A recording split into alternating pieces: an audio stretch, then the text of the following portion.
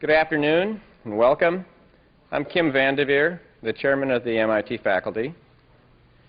We gather here today to honor two people, James R. Killian, Jr. and Professor Noam Chomsky.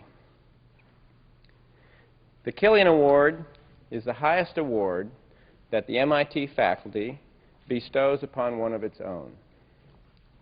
It's named after the late Jim Killian, 10th president of MIT. He came to MIT as a student in the mid-1920s. He joined the staff of Technology Review in 1926, and he retired as chairman of the MIT Corporation 45 years later, in 1971. He brought great honor and distinction to MIT through his many years of national service. I'll mention two examples, which are just the tip of the iceberg. In the late 1950s, he was the first full-time science advisor to a president of the United States and provided important leadership in the period that set the nation's course to putting a man on the moon. He also served as chairman of the Carnegie Commission on Educational Television, which recommended the formation of the Corporation for Public Broadcasting. He was also a very genuine and likable person, as I discovered quite by accident one day about 20 years ago when I was a new graduate student at MIT. I sat down at a table in the Lobdell dining room with an elderly gentleman that I didn't know, and we struck up a conversation, one that was to begin a long series of enlightening conversations I had with him until the time of his death in 1988. I think his easy way with students and with other members of the MIT community are one of the things that defined Jim Killian to us. This award is named in his honor. We bestow it upon a faculty member each year who has also brought honor and distinction to MIT. Professor Chomsky has been doing so for 37 years as a member of our faculty. Professor Chomsky, would you come to the stage, please? In preparing for today, I did one small piece of research on Professor Chomsky, which I'd like to share with you. With the help of the MIT library staff, I was able to determine how often he is cited in the Arts and Humanities Citation Index. As of the last time the statistics were compiled, we discovered that he is in the top 10. It happens that none of the others are still living. He is the most cited living author. I thought you might like to know the names of the company he keeps. They are in order: Marx, Lenin,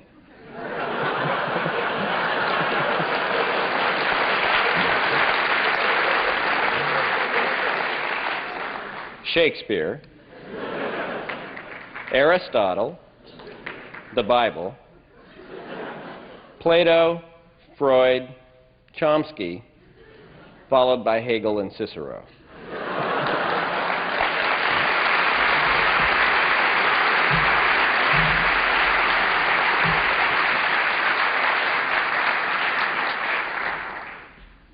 I would like to read from the award.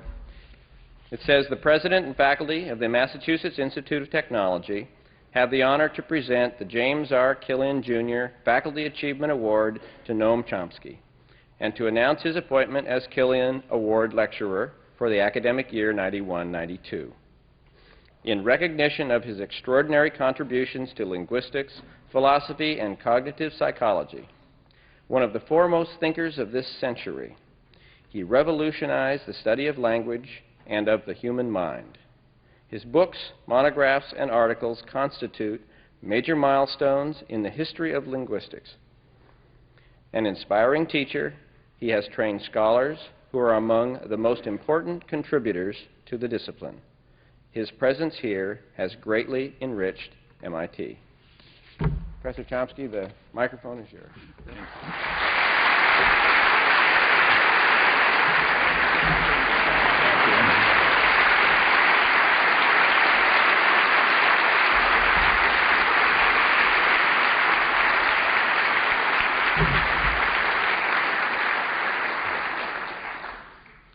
It's lucky he didn't read what those citations say. But the title of this talk, the announced title, has three parts. Refers to language, the cognitive revolutions, and then there's the quotes around cognitive revolutions. The relation between language and cognitive science is natural. That's a reasonable combination. Modern linguistics developed as part of what's sometimes called the cognitive revolution of the 1950s, actually to a large extent here in Building 20, thanks initially to Jerry Wiesner's initiatives. It was also a major factor in the development of the cognitive sciences ever since their modern origins. So those two words are sort of obvious. The quotes are intended to express a lingering skepticism. And when I say cognitive revolution from here on in, you're supposed to hear so-called cognitive revolution.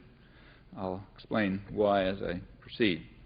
The skepticism that I feel does not have anything to do with the actual work that's done in the various areas of cognitive science. So vision, language, cognitive development, a few others. In these areas, there have been quite significant advances over the past 40 years. The questions in my mind arise at a second-order level, that is, thinking about the nature of the disciplines that are concerned with what were traditionally called mental acts or mental faculties. And I want to come back to a few of those questions. Some of them are substantive, some of them are historical. First, a few words about the contemporary cognitive sciences and the cognitive revolution as they look to me. And let me stress that others don't see it this way at all. This is not intended to be a survey, but rather a rather personal point of view. George Miller, who was one of the leading figures and founders of the modern field, in a recent article, he traced the modern cognitive sciences back to a meeting in 1956 held in Cambridge. I can't remember whether it was here or at Harvard, but one or the other. It was a meeting of the Institute of Radio Engineers, which had a series of papers on experimental human psychology, which made use of information theory and signal detection and other then pretty new ideas. It had a paper of mine on language, which outlined some of the basic ideas of generative grammar. It had another paper on problem solving and reasoning. It was a paper by Herb Simon and Al Newell, simulation of theorem proving in elementary logic. And he argues that that confluence of research papers essentially initiated the modern field. Well, there were some shared ideas among the participants. One shared idea was a kind of shift in perception or perspective toward the disciplines, a shift which is not terribly surprising now, but was pretty striking at that moment. The shift was away from the study of behavior and the products of behavior, such as words or sounds or their arrangement in texts, a shift from that focus toward the study of the states and properties of the mind and the brain that enter into human thought and action. From the first point of view, which overwhelmingly prevailed at the time, behavior and its products were regarded as the object of study. From the second point of view, what later came to be called the cognitive sciences, behavior and its products were of no particular interest in themselves. They simply provided data which would be interesting insofar as it served as evidence for what really concerns us now, the inner workings of the mind, where the phrase mind here simply is a way of talking about relevant properties and states and processes of the brain. The data of behavior and texts and so on, from this point of view, are to be used alongside of other data, whatever might turn out to be useful, say electrical activity of the brain, but it has no inherently privileged status, and it's not the focus of interest. That's a shift. It's a shift away from what was called behavioral science or structuralism or statistical analysis of texts, and a shift towards something that might properly be called cognitive science. In my personal view, it was a shift from a kind of natural history to at least potential natural science. Now, that shift was highly controversial at the time, and it still is. And in fact, if you were to use such measures as amount of government funding, it would still be very much in the minority. But I think it was the right move. Well, that was one kind of shared interest. From independent points of view, there was no communication among the people prior to the meeting. A second shared interest was an interest in what we might call computational representational systems.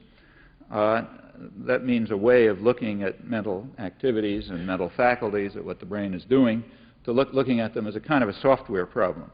That is a study of the mechanisms, but viewed from a particular abstract perspective.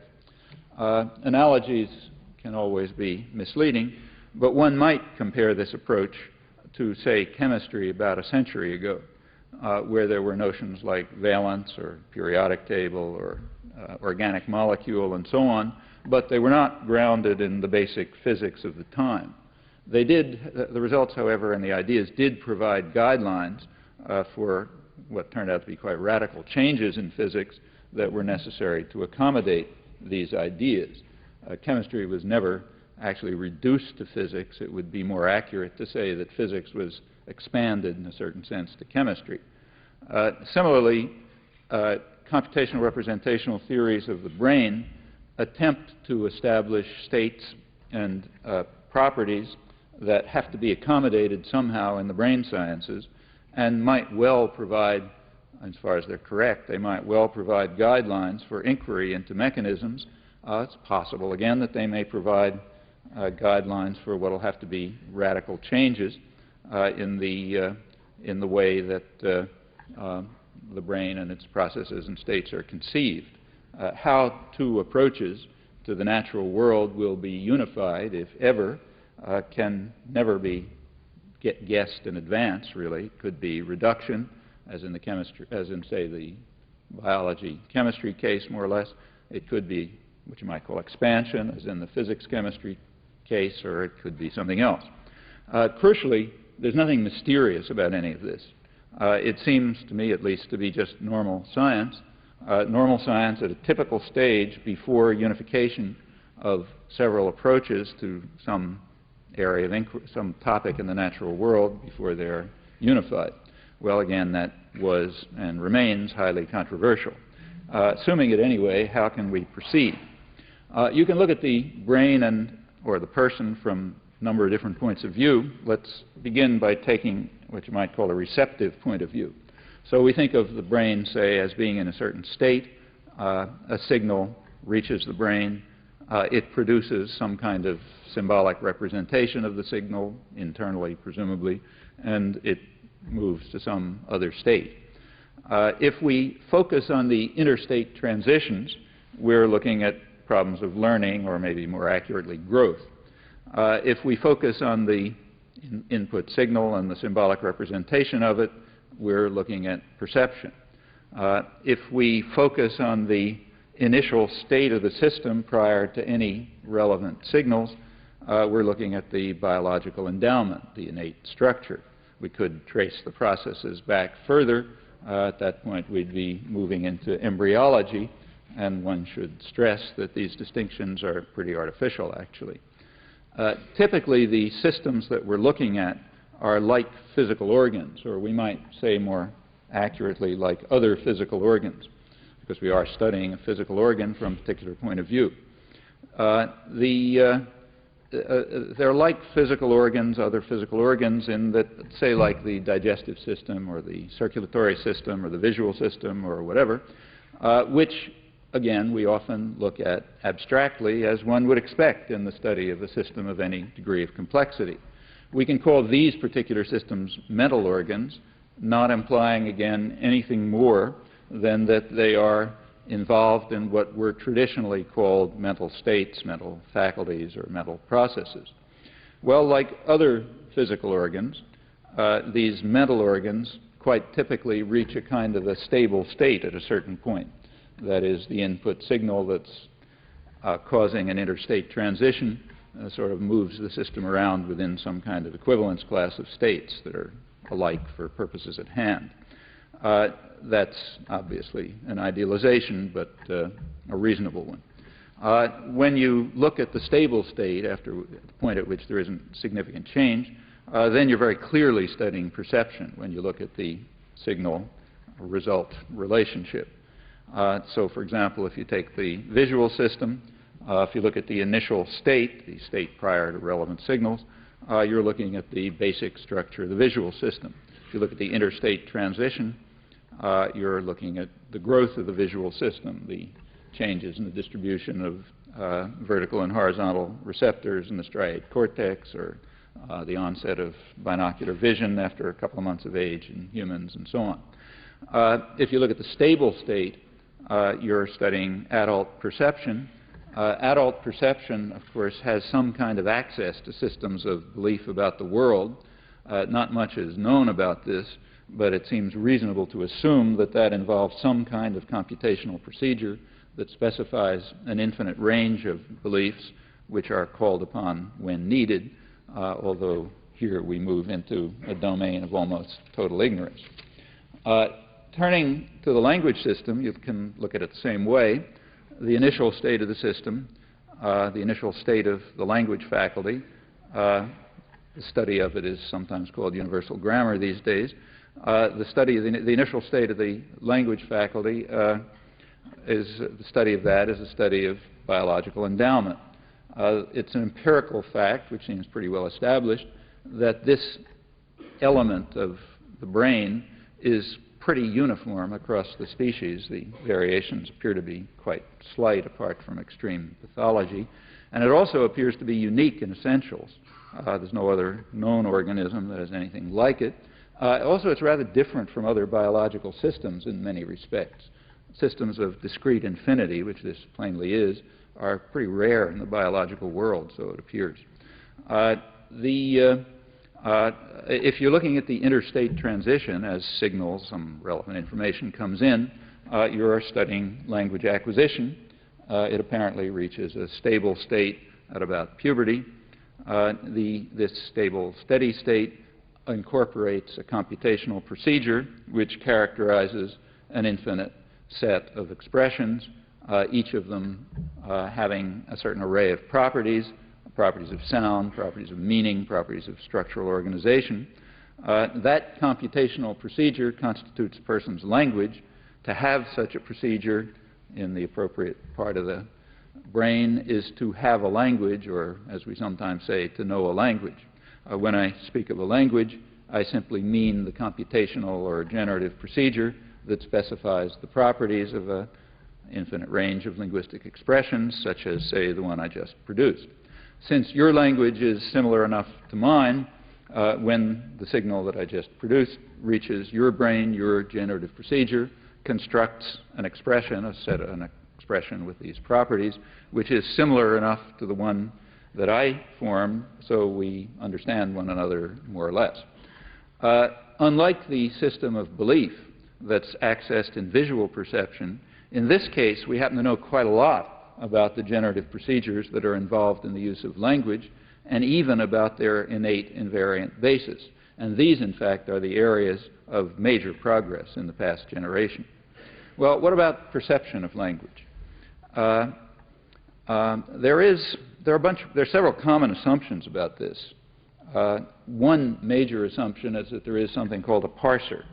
A parser is something that maps a signal into a symbolic representation, paying no attention to any other aspects of the relevant environment,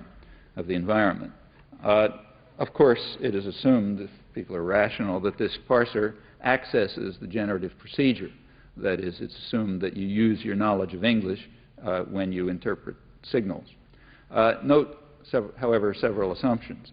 First, one assumption is that such a thing exists, that a parser exists. There is some faculty of the mind that interprets signals independently of any other features of the environment. That's not at all obvious. The existence of an internal generative procedure is far more secure and far more obvious than the question of the existence of a parser, and it's also far better grounded assumption, far better grounded empirically, and with much richer theoretical structure. This is contrary to common belief, which usually considers the other way around. Nevertheless, let's assume that a parser exists, though it isn't obvious. It's further assumed that the parser doesn't grow the way a language grows from some initial state to a stable state. Now, that assumption, again, is not very well founded. It's based mainly on ignorance. It's the simplest assumption, and we have no reason to believe anything about it, so we might as well believe that. There is some kind of evidence for it, indirect perhaps, but interesting. There's a forthcoming book coming out from MIT Press by Robert Berwick and Sandoi Fang, former student of his, on what you might call a universal parser, a fixed invariant parser, which has the property that if you sort of flip its switches one way, it interprets English, and if you flip its switches another way, it interprets Japanese. And if that's the right idea, then there is a universal parser which is unaffected by environmental factors, apart from the properties that serve to identify one or another language, that is the array of flipping of switches. I'll come back to that. There's a further comment. So that assumption, the assumption that the parser doesn't grow, while strange, could be true, and there's only this kind of indirect evidence for it. A further common assumption is that parsing is easy, something that you do very quickly and easily. In fact, that's often held to be a criterion for the theory of language. It's often held to provide, the criterion is supposed to be that the theory of language must provide generative procedures that satisfy this requirement, that parsing is easy and quick. Well, that one's flatly false, uncontroversially. Parsing often fails completely and quite systematically, and it's often extremely difficult. Many categories of what are called parsing failures are known, even with short, simple expressions. A parsing failure just means a case where the parser works fine, but it gives some kind of an interpretation which is not the one that's assigned to the signal by the language. So it's wrong in that sense. It's perfectly true that and very often, you can easily find categories of expressions, even pretty simple ones, where the parsing system just breaks down. People don't know what they're hearing. Sounds like gibberish, even though it's perfectly well-formed and has a fixed, strict meaning, and so on and so forth. Now, it's perfectly true that one uses expressions that are readily parsed, but that verges on tautology. What it means is we use what is usable. Other resources of the language we just don't use. There's a related assumption. It's often alleged that language is well adapted to the function of communication. It's not clear that that statement is even meaningful, or any similar statements about biological organs, but to the extent that one can give some meaning to that statement, this one again looks just false. The design of language appears to make it largely unusable, which is fine. We just use those fragments that are usable for us. Doesn't mean that the design made it usable somehow. There are similar assumptions in learnability theory, formal learnability theory. It's often claimed as a starting point that natural languages must be learnable. In fact, natural languages are often defined. Natural languages are defined often as the set of languages that are learnable under standard conditions. Now, notice that that could be true. We don't know that that's false, as we know that the comparable statement about parsing is false. It could be true that languages are learnable, but it's not a conceptual necessity. Language design might be such, our language faculty could be such, that it permits all kinds of inaccessible languages. These would be realizable in the brain, just as, say, English is, but not accessible to humans. Again, that wouldn't stop us from doing what we do. We would just pick up the accessible ones. In fact, there is some recent work, quite recent work, which suggests that natural languages are learnable. But if true, that's an empirical discovery, and in fact a rather surprising one. Well, I've said nothing so far about production of language. There's a reason for that. The reason is that apart from very peripheral aspects, it's almost a complete mystery. We can learn a good deal about the mechanisms that are put to use when we speak, and we can study at least certain aspects of perception, the mapping of signals to percept using the internalized mechanisms, the generative procedure of the language. But no one has anything sensible to say about what I'm doing now or what two people are doing in a normal conversation. It was observed centuries ago that the normal use of language has quite curious properties. It is unbounded, it's not random, it is not determined by external stimuli, and there's no reason to believe that it's determined by internal states. It's uncaused, but it's somehow appropriate to situations. It's coherent. It evokes in the hearer thoughts that he or she might have expressed the same way. That collection of properties, we can call them the creative aspect of language use, that set of properties was regarded by the Cartesians as the best evidence that another organism has a mind like ours, not just a body like a dog or a monkey or a robot. Actually, if you look back at their argument, it was quite reasonable. The science happened to be wrong, but it was very reasonable, and within the framework of scientific reasoning, we might put matters in different terms, but we haven't made any progress in understanding these critically important phenomena, the phenomena that concern them and they provide much of the basis for the traditional mind-body distinction. In my opinion, in fact, contemporary thought about these topics, usually phrased in terms of notions like the Turing test, involves a considerable regression from the much more scientific approach of Cartesian psychology. I'm not going to have time to elaborate properly. I merely mention this to provoke some possible interest or maybe outrage. We'll see. Well, I've mentioned several kinds of shared interest in the early modern cognitive sciences, say back to the 1956 meeting that George Miller pointed to. One common interest, again, is in computational representational systems, looking at the brain in terms of software problems. For linguistics, at least, this turned into the study of the generative procedures that are put to use in perception and presumably in expression of thought, speaking, although the latter, again, remains a complete mystery. There's another shared interest. It's what we might call the unification problem. That's a problem that has two different aspects. One aspect is the relation between the hardware and the software, the relationship between computational representational theories of the brain and the entities that they postulate, and what you might call implementation. And as I suggested, I think you can regard that as similar to the problem of the relation between, say, chemistry and physics 100 years ago, or genetics and chemistry 50 years ago, and so on. That's one problem, the unification, the one aspect of the unification problem, the deepest aspect. A less deep aspect has to do with the relation among the various domains of cognitive science, say language and vision, whatever may be involved in problem solving. This is the question, what do they have in common? Notice that that's much less profound a problem. If it turns out the answer is nothing, just the way it is. On the other hand, we'd be kind of upset if the answer to the first one was no answer. Well, at this point, some of my skepticism begins to surface. So let's take the first one, the deep problem, the serious scientific problem, the relation between roughly the hardware and the software, chemistry and physics.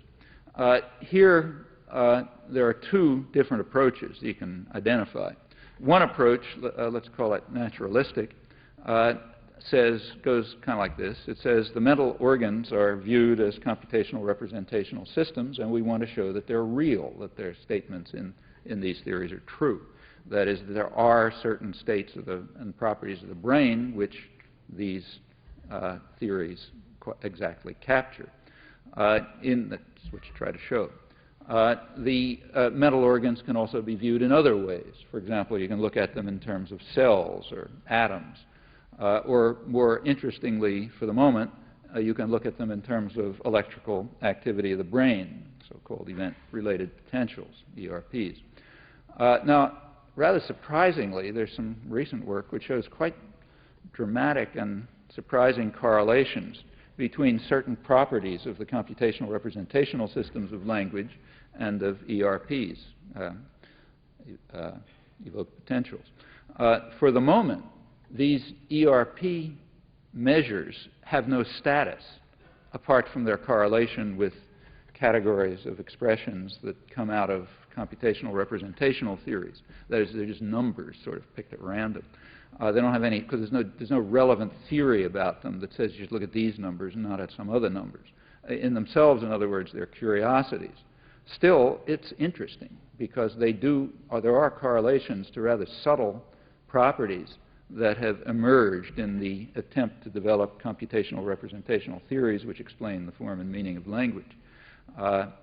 So that suggests an interesting direction for research, namely to try to unify these quite different approaches to the brain and to place each of them in an appropriate theoretical context. For the moment, that's primarily a problem for the ERPs, but if you can pursue it, it could be quite an interesting direction, and one can think of lots of consequences. Well, the same is true of the relation between CR systems, computational representational systems, and physiology, at least in principle. Here it's just in principle because in practice at present we don't really have much to look at there except from the theories of the computational representational systems. But here, whatever the difficulties may be, we seem to face ordinary problems of science before the typical situation when alternative approaches there's no understood way to unify them or connect them. Well, there's a different approach to this unification problem, which actually dominates contemporary thinking about cognitive science, not necessarily the actual work, but the thinking about what it amounts to. This approach is to divorce the study of mental organs from the biological setting altogether and to ask whether some simulation can essentially fool an outside observer. So we ask whether the simulation passes some rather arbitrary test called the Turing test, but Turing test is just a name for a huge battery of possible tests. And so we pick out one of those kind of at random. And we now ask whether some, say, extraterrestrial invented organism or some actual programmed computer passes the test, that is, fools somebody. And people write articles in which they ask, how can we determine empirically whether an extraterrestrial or a programmed computer or machine can, say, play chess or understand Chinese? And the answer is supposed to be, if it can fool an observer under some arbitrary conditions called the Turing test, then we say we've empirically established that. Actually, you may have noticed last November there was a big splash about a running of the Turing test over at the Boston Computer Museum together with the Cambridge Center for Behavioral Studies and a quite distinguished panel. They had a bunch of programs which are supposed to try to fool people. There was, I think, a $100,000 prize offered. Big story in the Boston Globe, front page story in the New York Times. Science had a big splash on it. I wasn't there, but I'm told that the program that did best in fooling people into thinking that it was a human was one that produced cliches at random. Apparently it did pretty well. I don't know. It may tell you something about humans, but I'm not sure what. As far as I can see, all of this is entirely pointless. It's like asking how we could determine empirically whether an airplane can fly. The answer being if it can fool someone into thinking that it's an eagle, say, under some conditions. But the question whether an airplane can fly and whether it's really flying, or for that matter, the question whether high jumpers were really flying at the last Olympics, that's not an empirical question. That's a matter of decision, and different languages make decisions differently. So if you're speaking Japanese, I'm told airplanes, eagles, and high jumpers all are really flying. If you're talking English, airplanes and eagles are really flying, but humans aren't, except metaphorically. If you're talking Hebrew, eagles are flying, and neither airplanes nor humans are, but it's just a matter of, there's no substantive issue involved. There's nothing to determine, no question to answer. Simulation of an eagle could have some purposes, of course, say learning about eagles, or maybe solving some problem in aerodynamics. But fooling an observer under some variety of the Turing test is not a sensible purpose as far as I can see. As far as I'm aware, there's nothing like this in the sciences. Incidentally, if you go back to the 17th and 18th centuries, scientists were very much, who we call philosophers, but they didn't distinguish, they were greatly intrigued by automata, by machines. For example, automata that simulated, say, the digestion of a duck.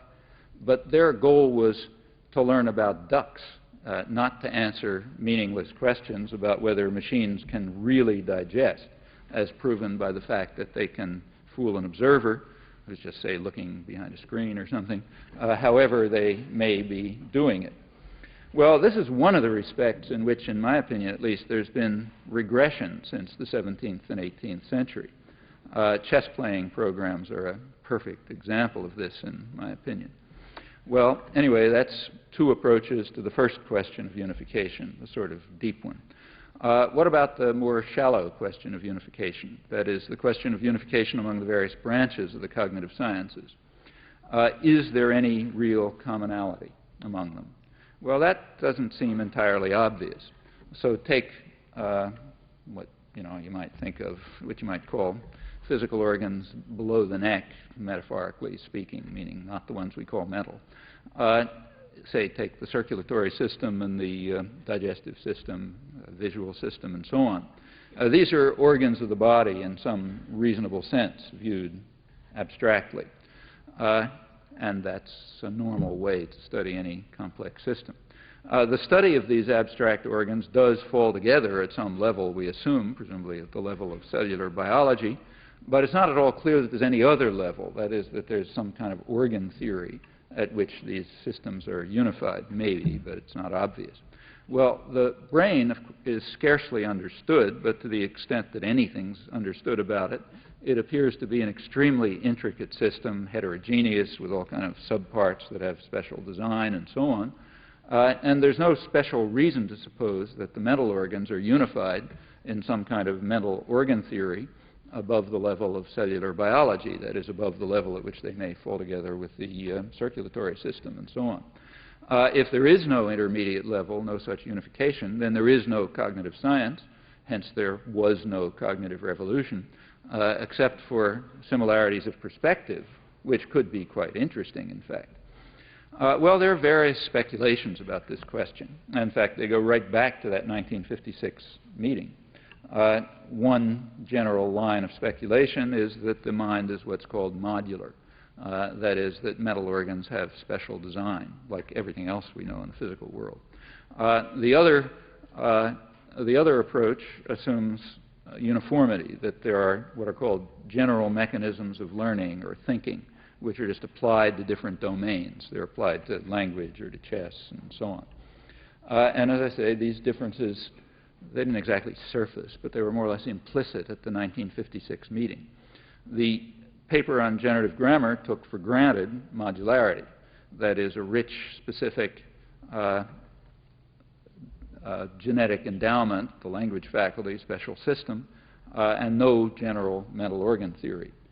The Newell-Simon approach, study of the logic machine, that took for granted the opposite position, That is, that there are general mechanisms of problem solving which are quite indifferent as to subject matter. In their case, theorem proving, but equivalently chess or language or whatever.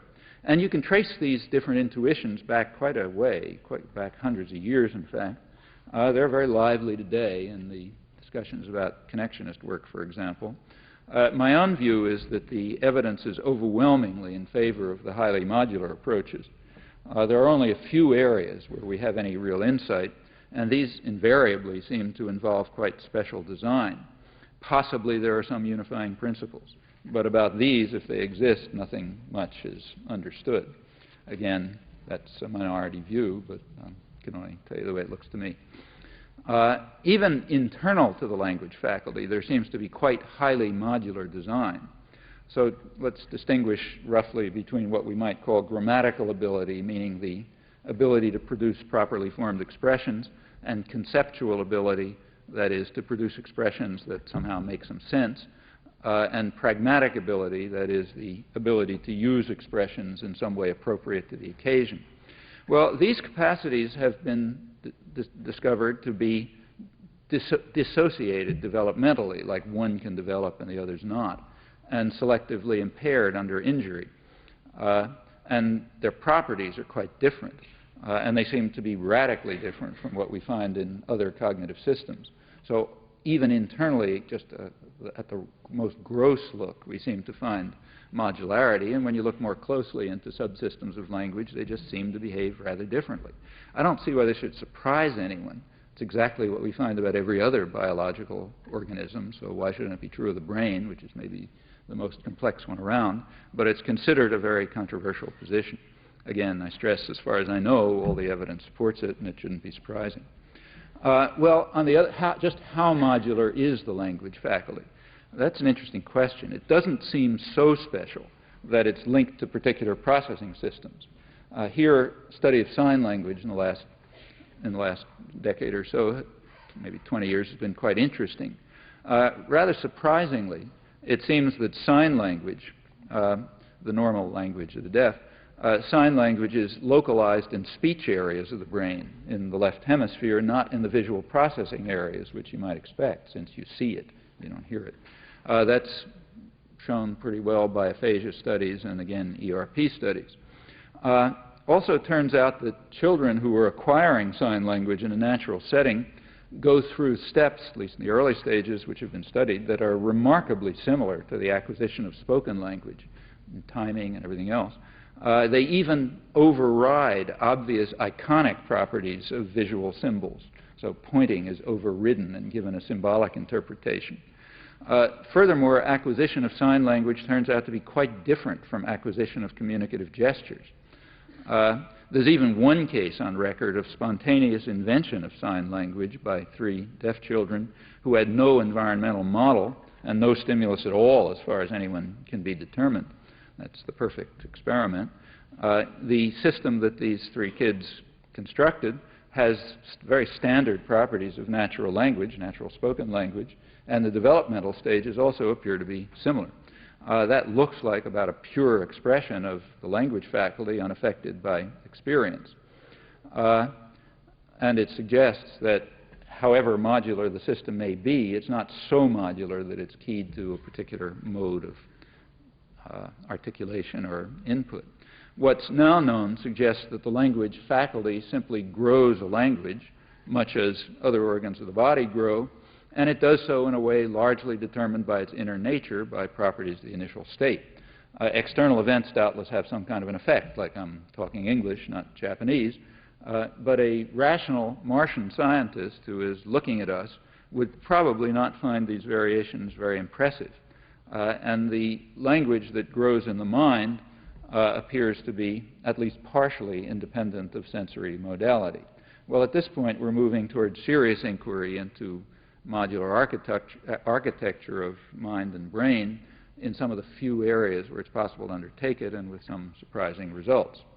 Well, one last element of skepticism about the cognitive revolution has to do with just how much of a revolution it was.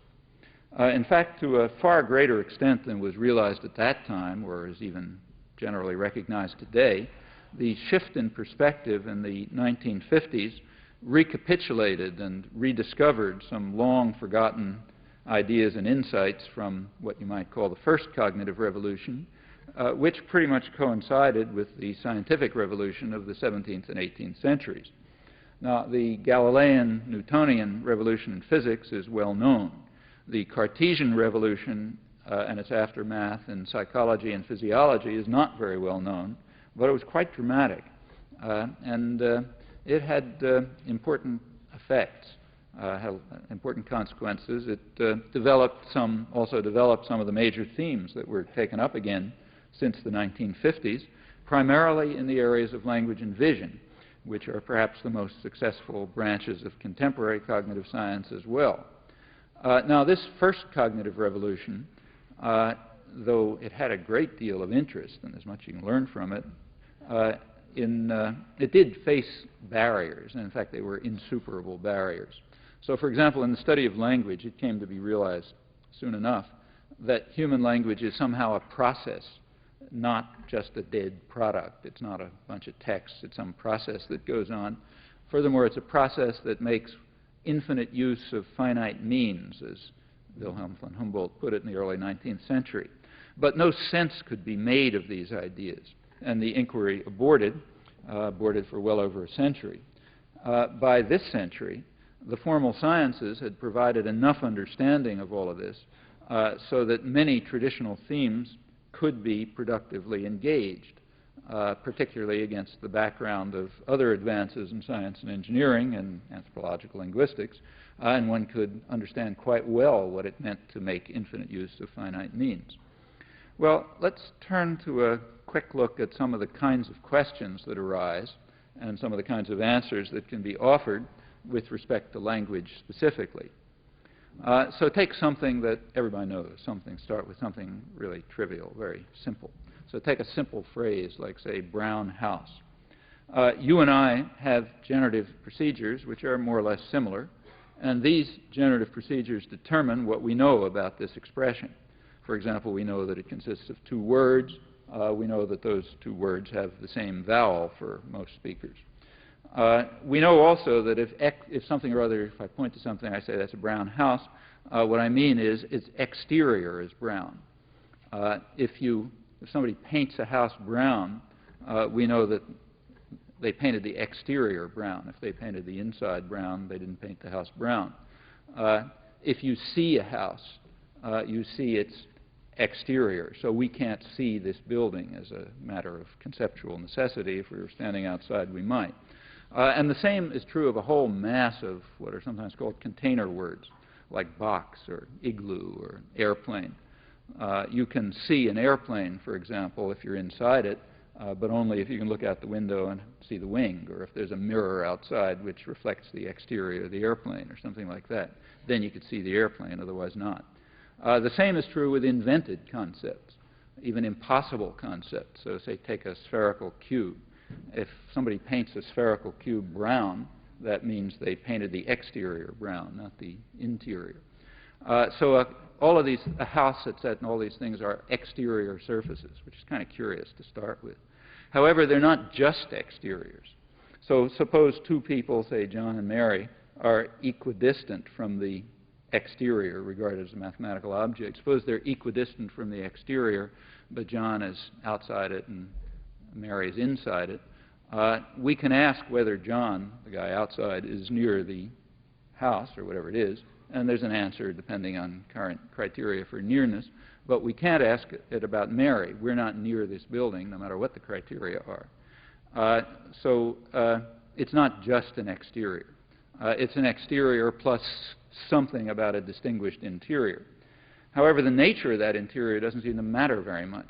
So it's the same house if you, say, take it and fill it with cheese or something like that. You change the exterior, it's the same house, hasn't changed at all.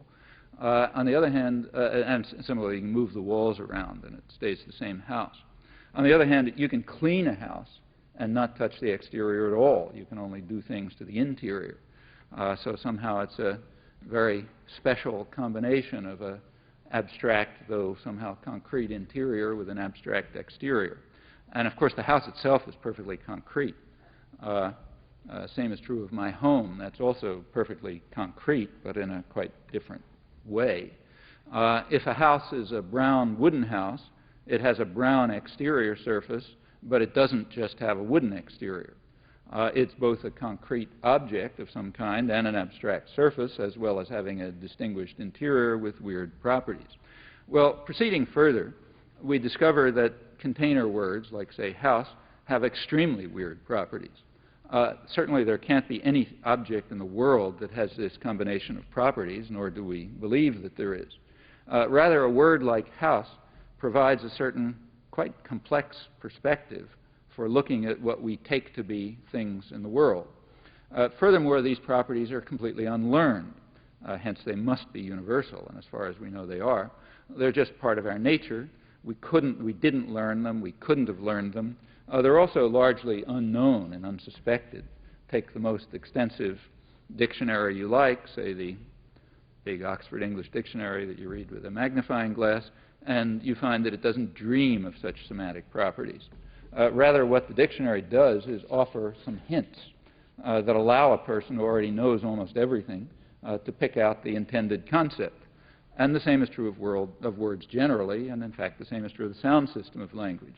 They are largely known in advance in all their quite remarkable intricacy, hence they're universal, a species property. The external environment may fix some details, the way the Oxford English Dictionary can fix a few details. But language acquisition, and in fact probably a good deal of what's misleadingly called learning, is really a kind of biological growth where you kind of fill in details in an extremely rich predetermined structure that just goes back to your nature.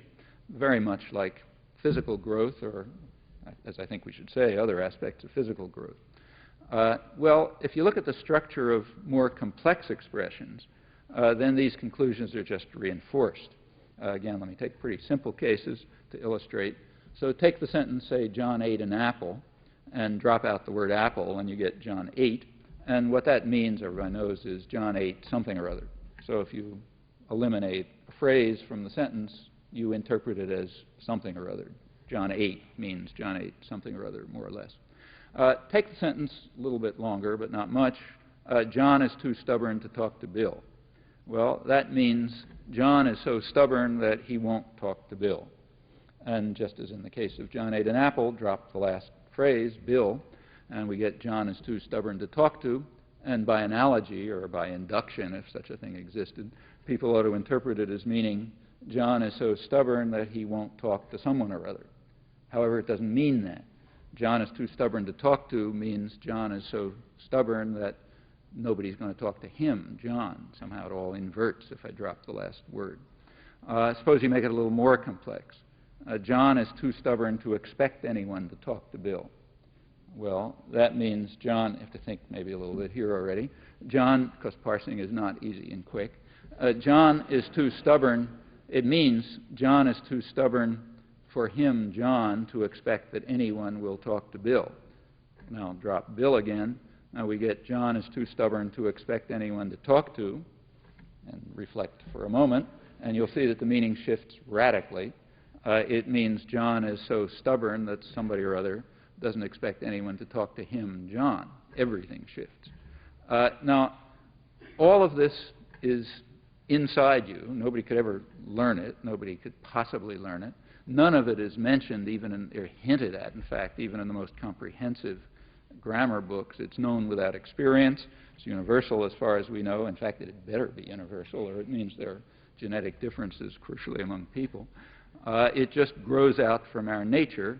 A huge variety of material of that sort has come to light in the last 30 years or so as a direct consequence of something new, namely the attempt to actually discover and to formulate the generative procedures that grow in the language faculty of the brain, virtually without experience.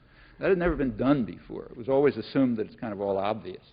You know, how could there be anything complicated here? If you go back, say, to the early 50s, the problem about language acquisition was supposed to be, why does it take so long? Why does it take so long for such a trivial thing to happen? Why do children need so much exposure to material to do this simple process of habit formation? As soon as you try to describe the facts, you discover that it's quite the opposite. There's extremely intricate things that are known even in the simplest cases. There's no possible way of picking them up from experience, and consequently they're universal. They're part of our nature. These are just part of the generative procedures that the brain determines. Well, what do these generative procedures look like? Apparently, they look something like this. A language can be looked at as involving a computational procedure and what you can call a lexicon. A lexicon is a selection of concepts that are associated with particular sounds. The concepts appear to be pretty much invariant. They're things like house, let's say, and they have very weird properties, which means that they must be invariant, because if they have very weird properties, they've got to be unlearned, which means that they're going to be invariant, just part of our nature. The sound variety also seems quite limited. On the other hand, the association between a concept and a sound looks free. So you can say tree in English and Baum in German, and so on. So that tells us what one aspect of language acquisition is. It's determining which of the given set of concepts, with all their richness and complexity, is associated with which of the possible sounds with their limited variety. Notice that that's a pretty trivial task. So you can imagine how a little bit of experience could help fix those those associations if the concepts were given and the structure of the sound was given. Well, the lexicon also contains what are sometimes called formal elements, things like inflections, like tense or plural or case markers of the kind that you find, say, in German or Latin and so on. And languages do appear to differ quite substantially in these respects. However, that seems to be mostly illusion. At least the more we learn, the more it looks like illusion. So, for example, take, say, cases. English doesn't have them. You've got to memorize them when you study German and Latin. But that looks illusory. It appears to be the case that English has them fine, in fact, exactly the way Latin has them. It's just that they don't happen to come out the mouth. They're not articulated.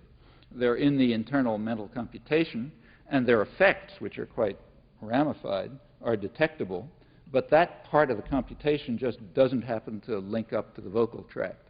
So the computation is running along, but where it gets spelled out as sounds, it just doesn't happen to look at this stuff. Well, that's another aspect of language acquisition, that is to determine what aspects of the computational system receive an external articulation.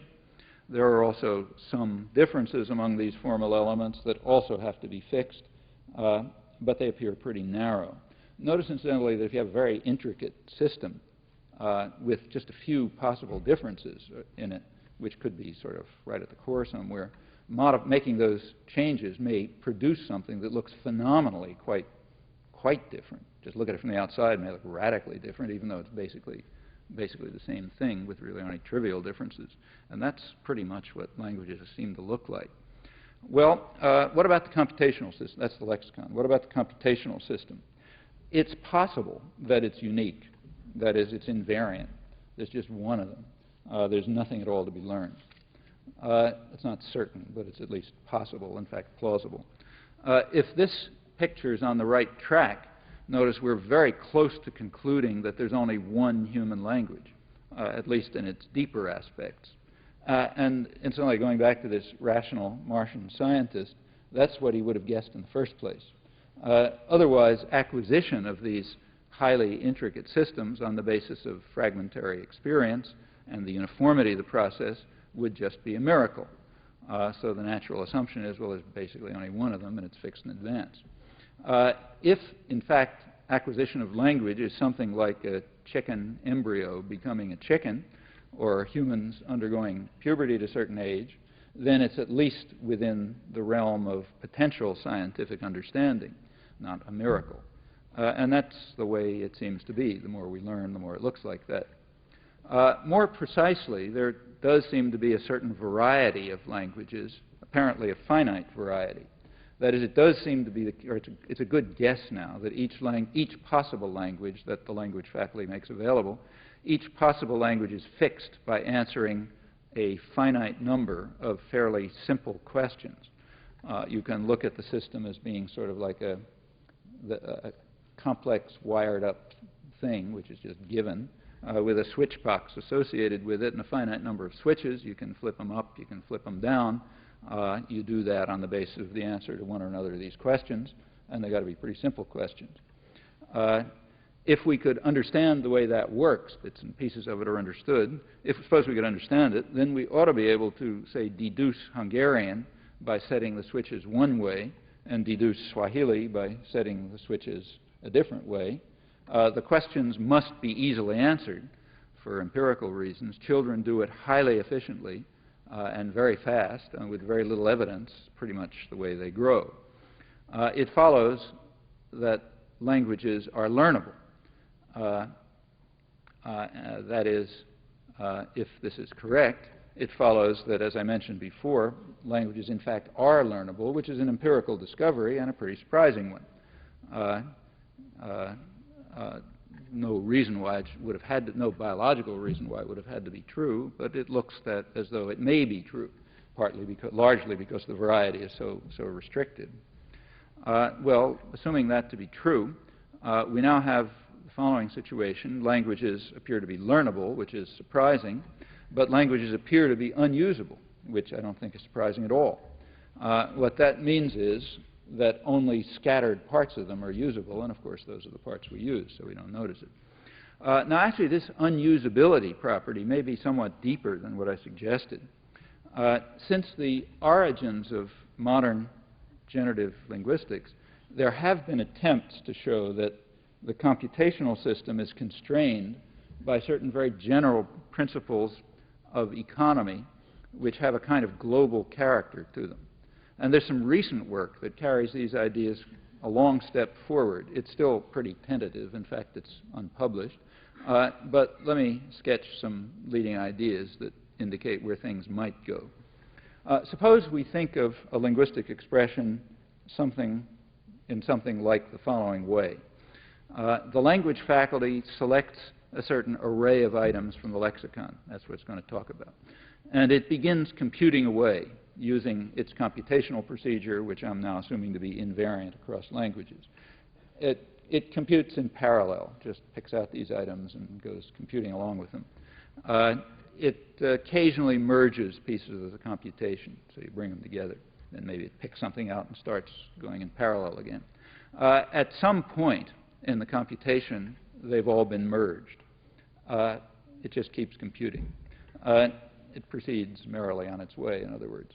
At some point after they've merged, the system, the language faculty decides to spell it out, meaning to provide instructions to the articulatory and perceptual system.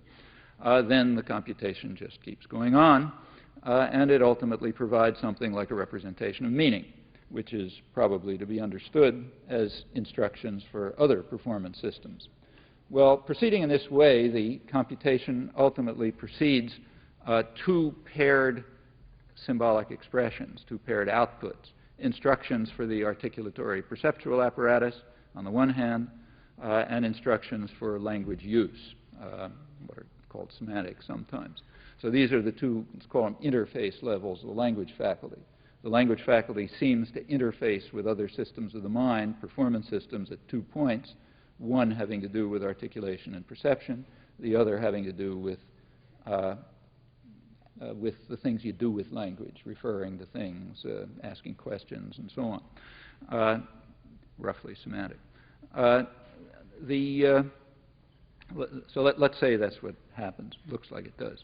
Now, of these various computations, only certain of them converge in a certain sense. The sense is that the two kinds of outputs, the phonetic instructions, the articulatory perceptual system, and the semantic, actually yield interpretable instructions. Like they might compute along and end up with an output that doesn't yield interpretable instructions. In that case, if either one of them fails, we say that it doesn't converge. Now, looking just at the convergent derivations, the convergent computations, those that yield interpretable paired outputs, some of them are blocked by the fact that others of them are more economical. That is, they involve less computation. Now, here you've got to define amount of computation in a very special and precise sense, but it's not an unnatural sense. Well, if you can do this, it's going to turn out that many instructions that would be perfectly interpretable just can't be constructed by the mind, at least by the language faculty, because the outputs are blocked by more economical derivations. What is a linguistic expression then? Well, a linguistic expression is nothing other than the optimal realization of certain external interface conditions. A language is the setting of certain switches, and an expression of the language is the optimal realization of universal interface conditions, period. All the work would now be done by special properties of the nature of computation and very special notions of economy, which do have a kind of global character. They have a kind of a least effort character, but of a global sort. Well, it turns out that quite a variety of strange things can be explained in these ways in terms of a picture of language that is really rather elegant. It's guided by conditions of economy of derivation with very simple and straightforward operations. They're not only elegant, but they're pretty surprising for a biological system. In fact, these properties are more like the kind what one expects to find for quite unexplained reasons in the inorganic world. Well, these economy conditions, as I mentioned, they have a sort of a global character to them, though not entirely. They have a tendency to yield high degrees of computational complexity that would render large parts of language unusable. Well, that's not necessarily an empirical objection. We then turn to an empirical question. Are the parts that are rendered unusable the parts that can't be used? We know there are plenty of parts that can't be used, so if it turns out that parts of language involve irresolvable computational complexity, irresolvable by a reasonable device, and those are the parts you can't use, fine, that's a positive result, not a negative result. What we might discover then, if this continues to look as promising as I think it does now, what we might discover is that languages are learnable, because there isn't much to learn, that they're unusable in large measure, but that they're surprisingly beautiful, which is just another mystery if it turns out to be true. Thanks.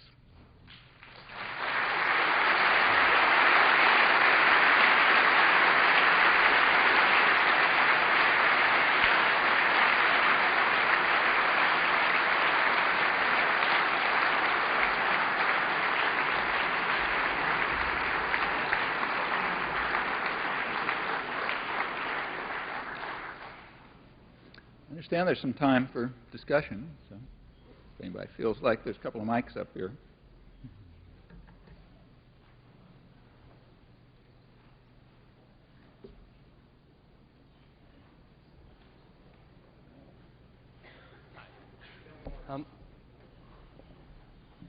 Can't see. Should I go ahead?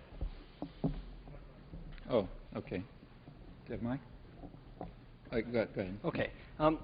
You sort of touched on my question with your last couple of statements. Do you think, how well do you think the what we want to express maps with what is expressible through language? Do you think there are maybe easily computable things that can't get through? And do you think this has some implications for other forms of expression, music? Well, that's an interesting question. The question is, how much of what we think, can we articulate? In order to have an answer to that question, we'd have to have a way of getting at what we think that's independent of what we articulate. So we'd have to have a way of getting at what we think which is independent of language. And that's hard. There's really no way to get at what we think other than what we can articulate somehow. Now, just if you nobody knows anything about this, so your guess is as good as anyone else's. But if you introspect about it, just to the extent that introspection means anything, it looks as though the kind of thing you're talking about happens all the time. So it's a common experience, at least, whatever it means, in a conversation, for you to say something and realize that's not what you intended, and you try it again, and you listen to that one, and maybe it was a little closer, but not quite, and then you try it again, or maybe somebody suggests something, and finally you get it out, and yeah, that was what you intended.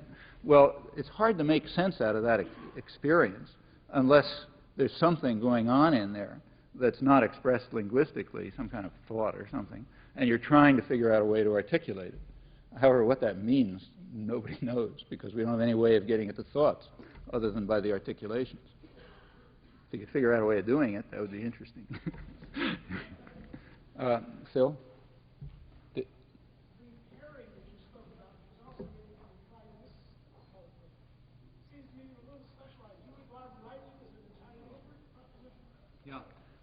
Well, the question, I just talked about, yes, I will. I just talked about speech and hearing. I also talked about sign and seeing. But the question is, well, what about writing? That's obviously an input, doubtless. I mean, it's not, whether it's a natural system is not so obvious. There isn't, as far as I'm aware, there's no evidence, somebody correct me if I'm wrong, but I don't know of any evidence that children can learn language from writing. They can learn it from sign, clearly, and that's just like speech. They can learn it from hearing. But as far as I know, learning from writing is always secondary. That is, it's mapping some visual sign system or some auditory sound system into another mode of representation. However, and learning it is not so simple. It may take some work. But once it's acquired, yeah, you can, presumably, it does feed the same systems as far as we know, so it'll be left hemisphere represented and so on and so forth.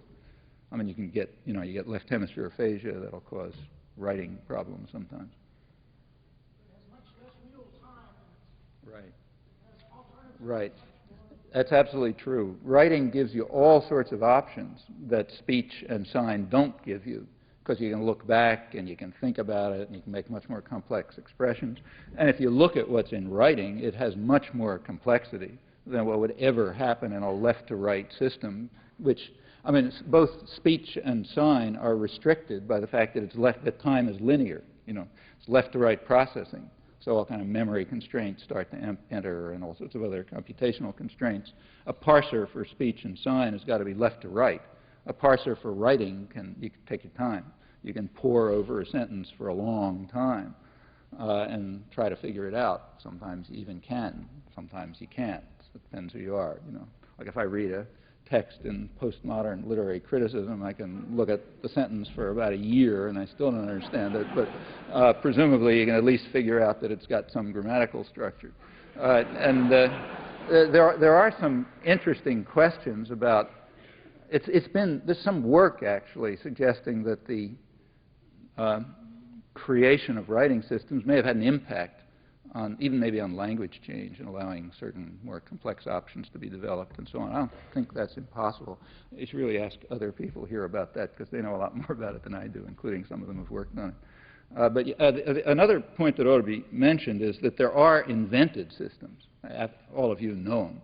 When you study at MIT, you're learning invented, created systems all the time.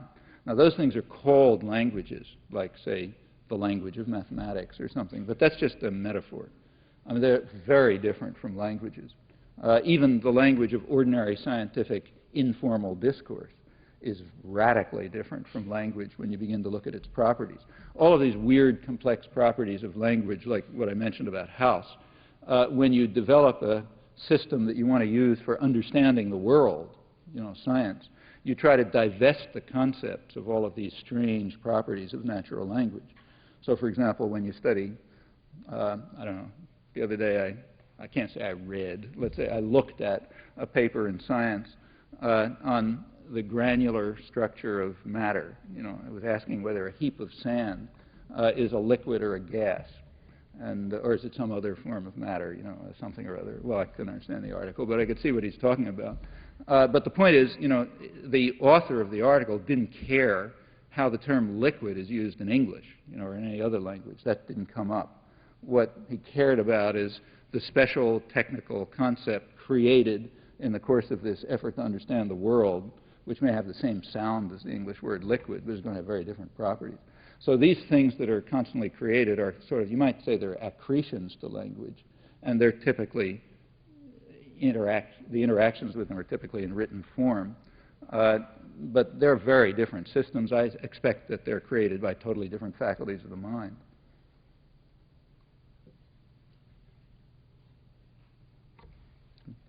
If people would like to come up to the mics, it'd be a little easier. One of the Japanese philosophers said the cerebral physiology, the physical study of brain shows to some extent the physical computational processing of languages is very different. Of what? Physical computational processing of? Processing of language of computer is very different from physical, that of physical brain. And he also said it's safer for us to call a machine computer rather than call a machine artificial intelligence. On the other hand, I'm sorry, I didn't entirely understand. If you look at the computer processing of language, yeah, it's the way the computer works is simpler than the brain? The computer processing the system of language is different. Different from the way the brain does it? Yeah. Yeah, that doesn't really mean anything. I mean, you see, it's like saying that if you build a bulldozer, it's different from a person digging a ditch. Yeah, I mean, people are going to use, if you write a computer program to do something, whether it happens to be like the way humans do it is kind of, maybe, I mean, it depends what your purposes are. If you're writing a computer program to simulate some aspect of human thought, say translating English or something, then it better be like the brain. Otherwise, you're just doing the wrong thing. It's like creating a model for some other physical system and getting it wrong. On the other hand, if you're building a computer program to do something because you just want the thing done, well, then it's like constructing a bulldozer to dig a hole. You don't care whether people do it that way or not. And on the other hand, some current theory of syntax is too much care for the... Is too? Some current theory of syntax is care too much for the computational rationality rather than to seek for the real state of our brain. And sorry, I didn't understand. Somebody understand who can, somebody say it again so I'll understand it? That just shows that the generative procedures aren't always identical. Okay. Yeah. Then. Oh, okay. The theories of language or the computer theory? In other words, they care. They can apply the grammatical theory to the computer. They put priority the application of the computer rather okay. than... Well, let me see if I understood. There's three different things here. One is what the brain is actually doing. A second is what some linguist is claiming the brain is actually doing, a linguistic theory. A third is a computer program which is doing something or other. Now, they're going to be, we want the first two to be alike. Okay, if they're not, got the wrong theory. And you go back to the drawing board. When you're working with the computer program, you just have to decide what you're trying to do. If you're constructing, if you're trying to simulate, you're trying to give a model, you're trying to understand what the physical system you're interested in is actually doing, then you want your computer program to identify processes and states which are real. For example, you want the program to fail where the person fails. If a person has a parsing failure, you want your parser to fail, and so on. There's no issue of rationality that I can see. I mean, a computer program and the brain, and they're not rational any more than, the legs are rational when you walk. I mean, they do what they do. The brain is designed to do what it does. A computer program that's trying to capture aspects of that will, to the extent that it's correct, do what it does the right way. But the issue of rationality doesn't arise. Okay. Another question is, in your current theory of syntax, you assume the modules or principles. And I wonder, what is you assume there exists such a kind of system in actual... in reality, yeah. In our brain. Right. Okay. So when you construct the theory of syntax, you assume... you assume you're probably wrong, like when you're doing any kind of science. But you make a guess that says, I hope I'm right. And then you check it out and see where you went wrong and if somebody can make it better and so on. But you certainly are, like if somebody writes a paper in some journal, they are, if they're serious, claiming, look, this is the way it works. This is the way the brain really works. Probably they're wrong because we usually turn out to be wrong, but you try to get better the next time around. On the other hand, you certainly are claiming that's the way it really works. Same if you construct a theory of organic molecules or anything else. You're claiming, yeah, that's the way it really works. I know I'm probably wrong, but I'll claim that that's the way it works, and then I'll see if I make some progress.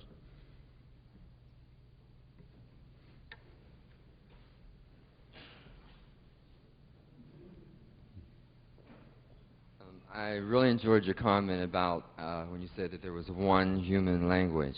And you also indicated that if we were Martian and we came to the Earth, we would sort of hear one sound in a sense. So I was wondering, with all of the diversity that we have in the world today, and historically, with Asia being one way linguistically and Africa another, Europe another, and with inflectional languages that we've developed from Indo-European influences and the agglutinative languages that come from Africa and the Creoles from the Caribbean area. In the future, say 100 years from now, could you comment on which tendency would you feel that we would more likely be to go in, that of one human language for the Earth or diversity with many? See, when I say there's one language, I don't mean that we should try to sort of all speak Esperanto or something. What I'm claiming is the actual diversity, even the possible diversity. There's a lot of possible languages around that just haven't come along for historical accident. But if you consider the possible diversity, what I'm saying is a rational Martian scientist who looks at us the way we look at frogs would say, well, there's only one of them. It's true, like if we look at frogs, they're all frogs, I mean, if a frog looks at frogs, they're all wildly different from one another. In fact, a frog would just take for granted that every reasonable thing is a frog and wouldn't even ask any question about what it's like to be a frog. A frog would presumably be precisely different, interested in whatever minuscule difference there may be among frogs that tells them, you act this way or that way to them. They don't worry about the fact that they're all frogs. That's taken for granted. Or if you're doing a genetics experiment, let's say, you pretend that all the fruit flies are identical. I mean, if somebody really asks you, you'll say, yeah, they're a little bit different here and there, but they're basically identical for all I care. And whatever is different about them, I forget about. And again, from the point of view of the fruit flies, the world may look quite different. Now, we're no different from any other organism, I presume. I think we're part of the natural world. So we take for granted that anything around is a human being. I mean, if other people use the word house with this weird collection of properties that we use, we don't even notice it. That's just like breathing, because that's just the way any reasonable creature is. On the other hand, if a Martian were to, and if you go over and you hear somebody speak Swahili or something, that looks wildly different. On the other hand, I'm suggesting that if a Martian were to look at us, or if we were capable of looking at ourselves, as we can, you sort of abstract yourself away from being a human being and you try to become a scientist. You can't get out of your own skin completely, but you try. Look at us the way we would look at frogs or fruit flies, and I think what you discover is we're remarkably alike. All of this diversity is really pretty superficial. It goes back to very similar structures, in fact, so similar that this diverse range of languages may very well have only one computational procedure and only slight variations among it. And the set of concepts with all their richness and intricacy, most of which is undreamt of, nobody even knows what it is, that probably is going to turn out to be alike. Now, of course, there will be differences, and in our lives as human beings, we'll be very much interested in the differences. But in our lives as scientists, we'll say they're all the same. That's what I mean. I see what you mean. In other words, were you saying that you made the example of the container nouns, and yeah. I believe you said if we look upon it from the exterior, well, we have a very weird way of looking at containers, a way which is extremely complex. So complex, in fact, that there couldn't be a physical object that has any of the properties that that has the collection of properties that we assume when we talk about them. Well, it doesn't mean we're confused or anything like that. It just means that the language resources we have compel us to look at the world from a very strange perspective. And we all do it that way because we're human. Frogs do it their way because they're frogs. Now, there are also slight differences among us, like English and Swahili, but they look slight. Now, about the diversity of languages, chances are it's going to move towards uniformity, but that's for completely other reasons. That's because a lot of people get murdered and, power spreads and that sort of thing. So languages are, in fact, disappearing, but that's like the way biological diversity is being reduced. Thank you. That's the question I want to ask you about, the future of language. I talk to people from other countries, and I ask them what they listen to on the radio in terms of music. And it's all English-based pop music. The publishing industry seems to be going in the direction of English language universal throughout the world. There are countries that have set up organizations to protect their languages. I know the French government has such an organization, particularly when, pinball machines in France became les flippers. Are we going toward a future where English will be the universal language? Well, that's a question at a different dimension altogether. That has to do with, that's a question of power, and that's a different set of issues arise. My guess is not. I mean, in some respects, the world's becoming more diverse. For example, I don't have any statistics, maybe somebody knows, but I wouldn't be at all surprised if the number of, say, scientific papers being written in German and Japanese is increasing, not decreasing. You go back to, say, early 50s, they're probably writing in English, because the U.S. is so overwhelmingly dominant. If you're not writing in English, you don't exist. But that's probably, I'm sure some of you know, maybe Phil knows or something, but I suspect it's more diverse now. And if real development takes place in other places, I would expect it to continue to be diverse in that respect. Also, while there is a tendency to, take, say, the European community, or take Europe altogether, while Europe is in a way, at one level, unifying, it's also splitting all over the place. We read about it in Eastern Europe, where there's a different country emerging every village by now, but it's happening in Western Europe too. I mean, Scotland is moving towards, there's a big pressure towards independence. Actually, it's even happening in the United States. I was giving some talks in Alaska a couple of weeks ago, and I discovered to my amazement that the governor of Alaska was elected on an independence ticket. Apparently, everybody thinks he's a total crook, but they voted for him because he was calling for Alaskan independence, and that's what they want. They want to get away from this business down here. So I think one also finds, very disintegrating factors in the world system towards people trying to identify communities that they can belong to, or feel part of, or something like that.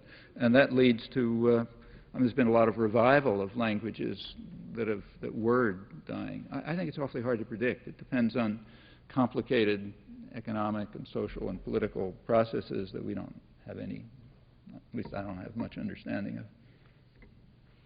I heard a report of evidence on brainwaves that if you're hearing in English or seeing in English a table, your brainwave pattern is different than if your natural language is German. Is that because we always give them an oral element, or is it a difference in visual element, or what causes this difference? Well, I don't know those results, but if there's anything like that, I suspect it would be picking up something about the input system. It's extremely hard to believe that, first of all, I don't think there's any technology or understanding around that would enable you to identify the conceptual structure of English versus the conceptual structure of German in anything like, say, electrical activity. If you can, I don't know, maybe, again, I'm sure some of you know much better than I do, but if there's anything involving, say, electrical activity of the brain that is distinguishing a German word from an English word, it's probably picking up the physical input, like the articulation, which of course are radically different. Yes, these were experiments in which both they were asked mentally to think sentences. Think about something, but when you think about something, yeah, but when you think about something, so you can't think about something without, beginning to get your motor system working. Try to think about a word without saying it to yourself. I'd like to ask two questions. The first one is, Alonzo Church said once that Principia Mathematica was as much a part of the English language as Paradise Lost. Now, speaking from my modest personal experience, I can report that in an hour of an average mathematics seminar, one is likely to hear more metaphors than in a month of Iowa Poets Workshop. Your distinction, on the other hand, between language of science and natural languages seems to turn around the prescriptive ideal that a scientist supposedly sets for his language. I would like to ask to what extent actual empirical data about linguistic competence of speakers of languages of science has been incorporated into the conclusion that you make. Well, it can't be studied because the notion languages of science is just a metaphor. It's like asking how much evidence about airplanes flying has been incorporated into the study of eagles. It's not a meaningful question. When scientists construct the system that they're working in, they I mean, they may not think about it, but what they're actually doing is divesting the system of many of the complicated properties of natural language, and they're also adding to the system other properties that natural language doesn't have. So, for example, take Principia Mathematica, or let's say go back to Frege, which kind of starts the thing off. The systems that, say, Frege, in the beginning of modern philosophy of language and so on, philosophy of mathematics, the systems that he created, which of course he called languages, but that doesn't mean anything. The systems that he created had properties, stipulated properties that language probably doesn't have at all. In fact, presumably some quite critical properties, like a Fregean system, the kind that is then developed, say, in Principia Mathematica, that has a property of reference. That is, words refer to things. Okay, so the numeral 3 refers to the number 3, period. It's just made up that way. Well, that doesn't seem to be the way natural languages work. They don't have what are called logically proper names. Back, I don't know, 40 years ago or so, philosopher Peter Strawson talked about what he called the myth of the logically proper name, pointing out, and I think accurately, that languages just don't have them. They have other ways of carrying out the act of referring. But if you tried to use the language ways in mathematics or in physics, it would just be a total screw-up. So what you do is create systems which have properties like reference between a symbol and a thing, and which, of course, pick the things to make some sense. You know, you pick the things so that they're going to be part of the natural world. Natural language doesn't care whether they're part of the natural world or not. Natural language was not, is not a system which is sort of given to us with the intent of coming to an understanding of nature, any more than walking is. You've got to keep taking your intuition, you've got to keep trying to overcome your intuitions when you do science. I mean, you look at the sunset every evening. You can't help but seeing the sun set. You know, you can know all the astronomy you like, and when you look at it, you see the sun set. There's no other way to see it. That's just the way you're constructed. But insofar as you're a scientist, you try to, take yourself out of your skin. I don't want to see the sun set. I want to see relative motion, and so on and so forth. And it's the same in constructing these so-called languages, whether it's Frege or Principia Mathematica or anyone else. So there's no meaningful question about are they like natural language? No, they're different. They may use some of the, I mean, it's perfectly true, as you say, that if you go to a math class, math lecture, people are going to use metaphors all over the place. Similarly, in a open the American Journal of Mathematics, and the things that are called proofs are not proofs in anybody's sense. They're hints that a smart mathematician could use to make up a proof. I mean, if you tried to construct a proof, every issue of the American Journal of Mathematics would be as big as the Library of Congress or something like that. You can't do that, So, of course, you use metaphors and hints, and you appeal to people's intuition and understanding and so on. But that's just because you're a human being trying to do science. Insofar as you're doing science, you will very consciously often diverge from properties of common sense or natural language, which are just biological capacities, just as you'll try to diverge from your perception of the sun as setting. Perhaps I was calling for a more descriptive rather than prescriptive notion of proof in analyzing the language of mathematics. But I would like to ask you something. Well, see, there's no issue. Look, there is no such thing as a descriptive. There is no descriptive study of the practice of the American Journal of Mathematics. It's just not an interesting topic. I mean, you do it the best you can with the least effort to make sure that people who understand more or less what you understand will get the idea. You know, that's kind of the way you do it. Are you saying then that the relation of reference is radically different in natural language, or perhaps even non-existent? Well, it appears to. I mean, this is a very controversial issue again, and I don't want to be glib about it, but my own view, at least, is that the relation of reference, which is stipulated for formal languages, doesn't even exist in natural language. Thank you. I like the metaphor about setting switches. My switches were obviously set to English. I tried to reset them, and reasonably well, to Japanese, and found that quite different. I wonder if your studies have given any insight into second language acquisition and perhaps ways to facilitate it. Mine haven't. There are people here who work on second language acquisition.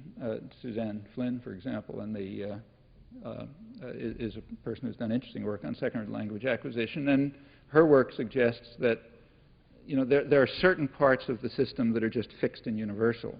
Then there's other sort of peripheral parts where you got to set the switches. And her work suggests that at the adult level, the distinction is still there, so that when you're learning Japanese as an adult, you're still using the. See, you might assume that it all just gets assimilated. Once you set the switches, it's just what it is, and you can't distinguish the switches from the principles anymore. But according to her work, you probably can distinguish, so that's interesting. On the other hand, how people learn second language, that seems to vary all over the lot. Like, say, take our department, little small department over at MIT with 8 faculty members. We happen to have in the department 2 people who are at opposite extremes in the human race in their capacity to learn second languages. One is me, who is at the extreme of total incapacity. The other is Ken Hale, who picks up second languages the way a child does, and it's like a miracle. And how this happens, nobody knows. Nobody has the slightest idea. People just differ. I suggest we take one last one and give you a break. I hate to be the last question. I hope I don't disappoint anyone. I was wondering if there's some practical difficulty with constructing a theory about language that requires language to articulate the theory. Is it self-referential? Is that some sort of contradiction, using language to talk about language? Is there a problem? I don't think so. I mean, you can get confused. It allows for confusion. But if you sort of keep your head straight, there isn't a real problem. For one thing, when a linguist talks about language, a linguist is doing something like a chemist talking about the world. That is, you're making up other systems which are going to have special properties that scientific systems have. I mean, you're going to use English words, but of course, if you go to physics class, they also use English words. Like they use the word, I mean, it's kind of like, a physicist will use the word work and energy, but you're supposed to understand that they don't mean what you mean out in the street when you say it's too much work to finish my homework or something. You don't mean that, you mean some other thing. And that kind of problem does arise, and you're right, it does arise in a somewhat greater form when the thing you're talking about is maybe your own language. But it's mostly a matter of, just one of those extra burdens of possible confusion that you have to try to sort out. There's no intrinsic difficulty.